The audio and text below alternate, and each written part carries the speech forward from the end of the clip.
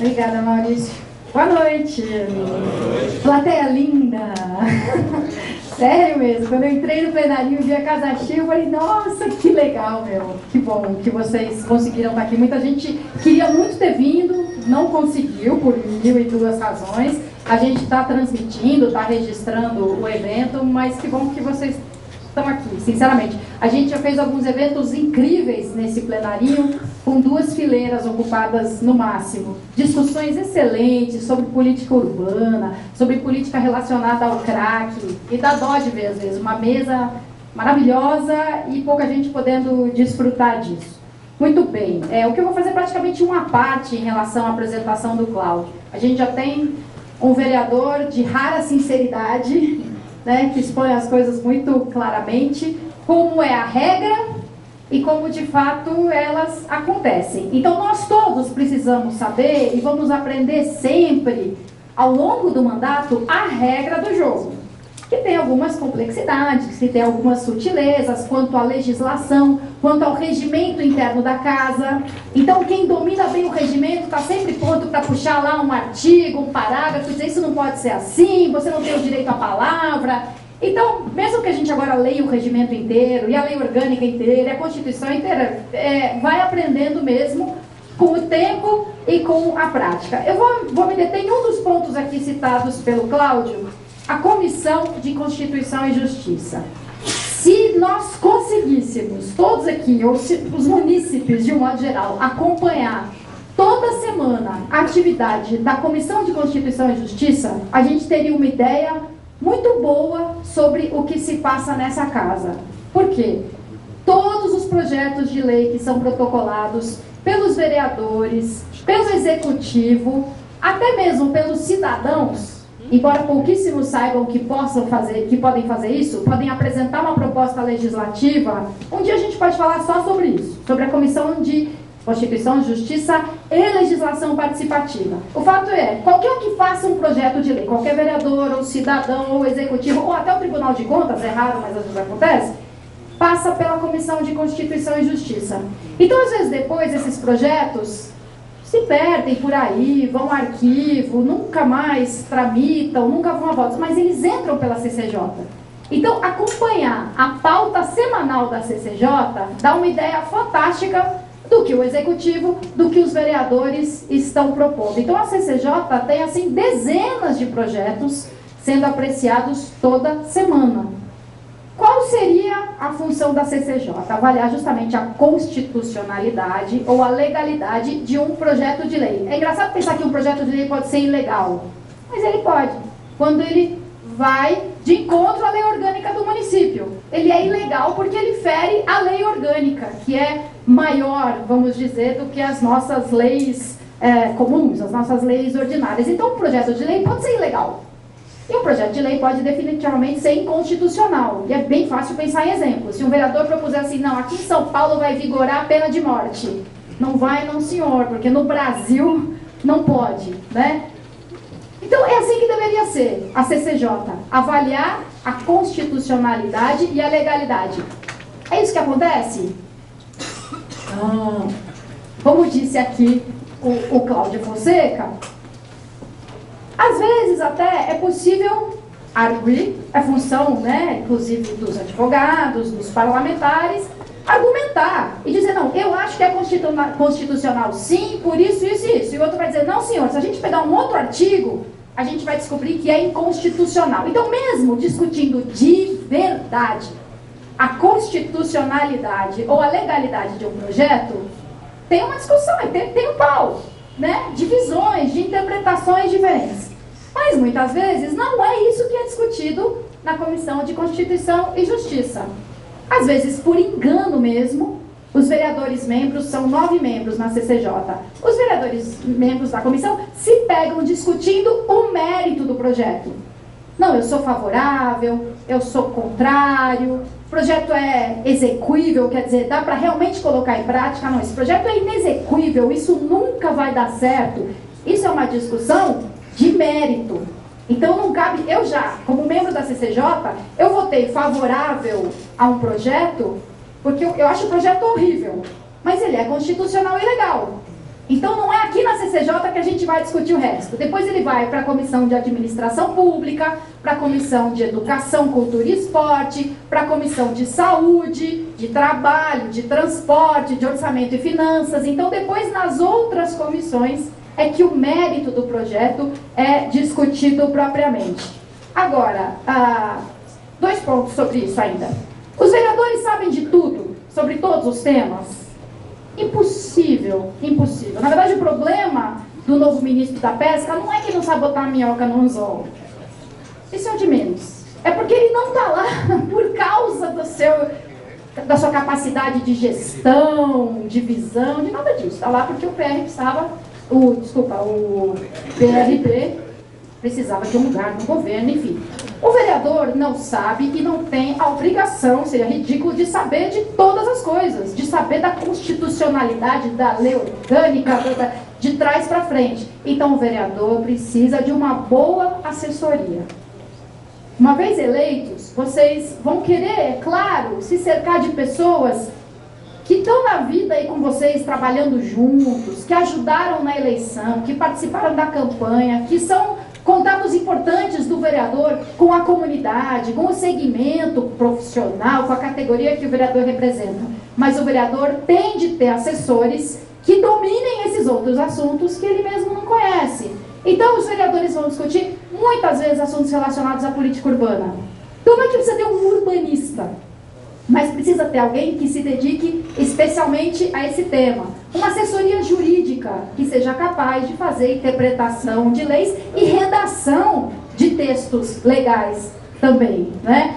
É bom ter um assessor que conheça a administração pública do ponto de vista da administração de recursos humanos, as leis relativas aos servidores e assim por diante. Claro que cada vereador vai ter liberdade para compor a sua equipe conforme a sua atuação principal, conforme o seu círculo de colaboradores que ele já construiu ao longo da vida. Mas pense o quanto é importante ter pessoas, né, que possam assessorá-los em relação a assuntos que nem o vereador vai conhecer perfeitamente.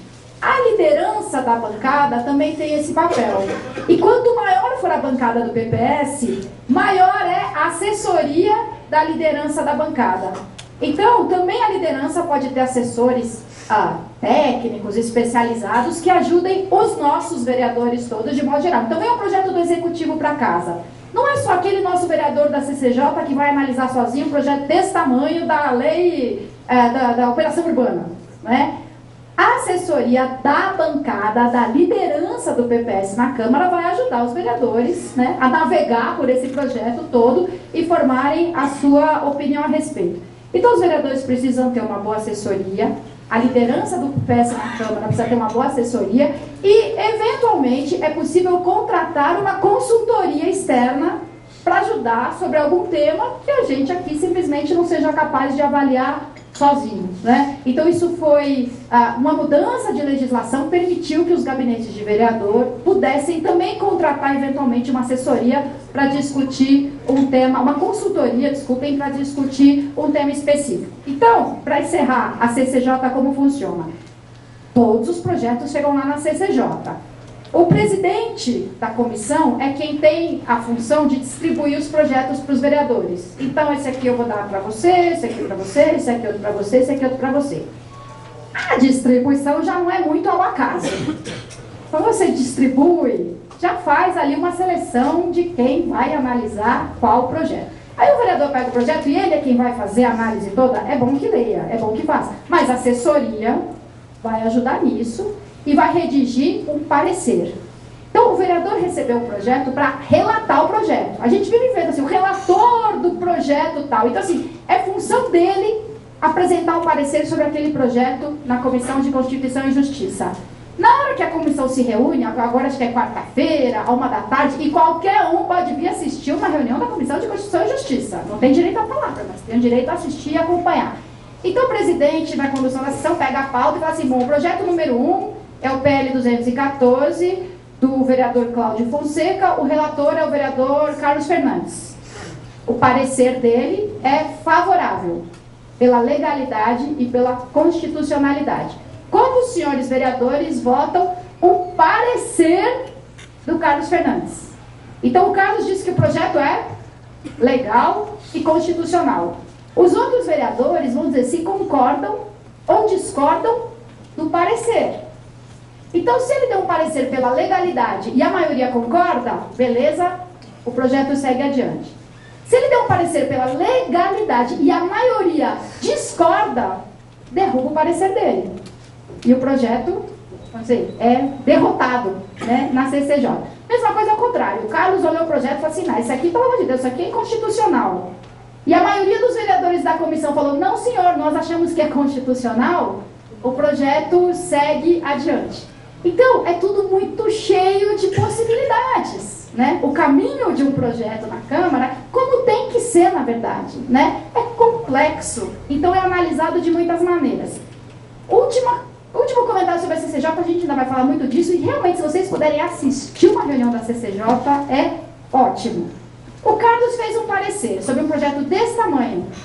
Eu não li o projeto do qual o Carlos é o relator, mas eu já posso adivinhar, é de um colega de partido, ou ele é da base do governo, e o projeto veio do executivo. Eu sei que o parecer dele vai ser favorável. Aliás, eu sei antes, quando eu chego para a reunião, eu recebo a pauta da reunião e eu já vejo lá o PL do prefeito, o relator foi o Cláudio Fonseca e o Cláudio deu parecer favorável. Antes de começar a reunião, já começam algumas articulações. Você vai votar como? Você vai votar favorável? Você vai votar desfavorável? Você começa a fazer as contas. Se o projeto, às vezes é o seu projeto, às vezes é um projeto de um colega de partido. Você começa a fazer as contas assim, vai passar ou não vai? E aí você descobre assim, putz, vai passar o projeto. E tá na cara que é inconstitucional. E eu tô vendo que vai passar. Então, isso é um mecanismo super importante do Poder Legislativo. A minoria tem alguns poderes. Tem o poder de interferir no processo. Porque se não fosse assim, para começar, não era democracia. Democracia é a garantia da divergência, do debate, da discussão. Se a maioria vai ganhar e pronto, né, não tá garantindo propriamente o exercício completo da democracia. Então a minoria tem algumas prerrogativas. Eu chego aqui na reunião, temos 8 vereadores presentes, são 9, um faltou, estou vendo que 3 vão votar contra, 4 vão votar contra, um vai se abster. Aí você pode protelar a votação, esperando que chegue uma ocasião mais favorável. Ou que você convença os colegas vereadores a mudarem de posição, você tem o direito de persuadir, não, vereador, veja bem, não é bem assim. Ou você pode tentar adiar a votação para uma outra ocasião em que o seu colega que faltou esteja presente, por exemplo.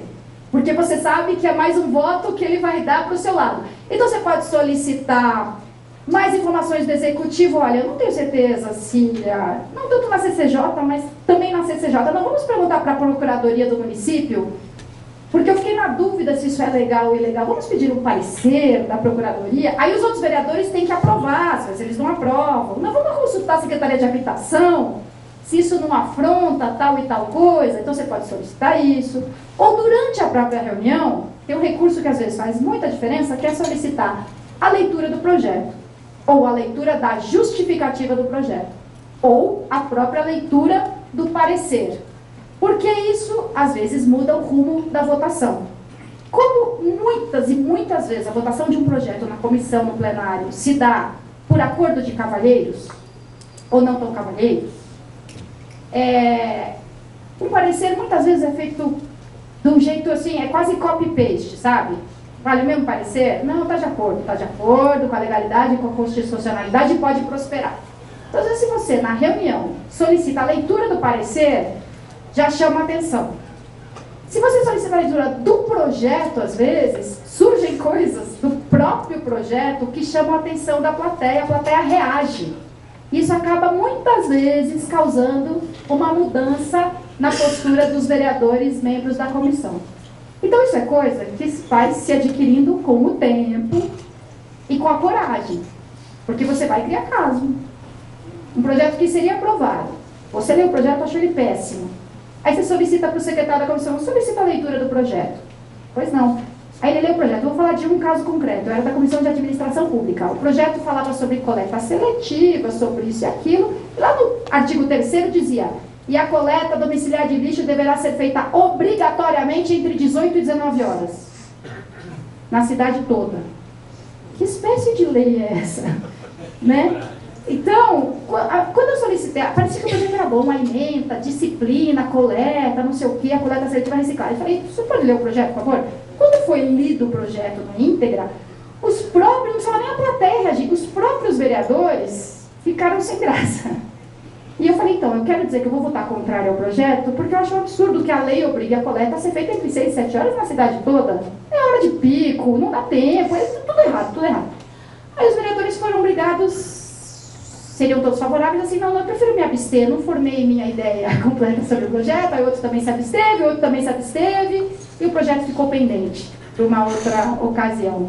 Então, é parlamento, é discussão, é interpretação, é estratégia e é tática também. Mesmo que a gente seja a maioria, quero muito que a bancada do PPS seja muito maior. Se a gente tem um vereador, a gente está representado em quantas comissões? Uma. Se a gente tiver 5 vereadores, a gente ainda não vai estar representado em todas as comissões. Então é muito importante que a nossa bancada seja mais numerosa, mas que a gente saiba que sejamos 1, 2, 3 ou 4, se nós formos corajosos, como é o Cláudio Fonseca, se a gente não tiver medo de cara feia, se a gente não tiver medo de criar caso em nome do interesse público, não em nome de vaidade, de rivalidade, de coisas bestas assim, mas em nome do interesse público, se a gente souber suportar cara feia, pressão, essas coisas, sejam quantos forem os vereadores do PPS da casa, a gente vai ter uma grande representação nessa casa. Então, muito boa sorte para todos nós. Obrigada.